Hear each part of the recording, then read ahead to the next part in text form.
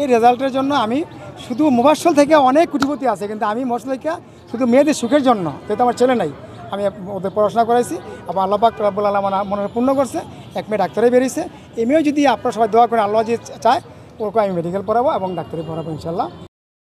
International Standard University, New Dimensions in Education. আমার দেশের বাড়ি চাঁদপুর মতলব।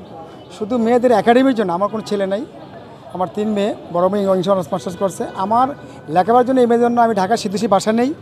এবং এই 6 থেকে যে মেজু মেয়ে ডাক্তারি বেরিয়েছে, আমরা সরকার জেসি, ওকে আমি এই বিজ্ঞান বাসাইকে পড়াশোনা করাইছি।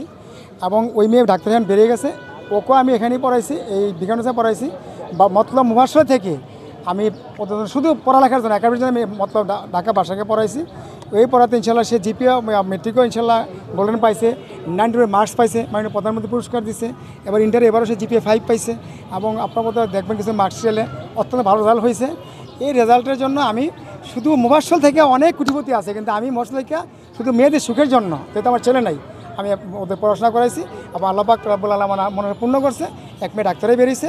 এই মেয়েও যদি আপনারা সবাই দোয়া করেন, আল্লাহ যে চায় ওকে আমি মেডিকেল পড়াবো এবং ডাক্তারি পড়াবো ইনশাল্লাহ। আমার নাম মোহাম্মদ জসিমউদ্দিন সরকার। আমার ওয়াইফ আছে হেলথ ইন্সপেক্টর, গভর্নমেন্ট জব করে। আমার বড় মেয়ে এখানে থাকে, আর বড় মেয়ে প্রত্যাশা আছে মরিয়ম সরকার জয়া, ও ইংলিশে অনার্স মাস্টার্স কমপ্লিট করছে। আর একজন তো ডাক্তারি বেরিয়েলো, একজন ডাক্তারি বেরিয়েছে, আরেকজন এবার ইন্টারভিউ।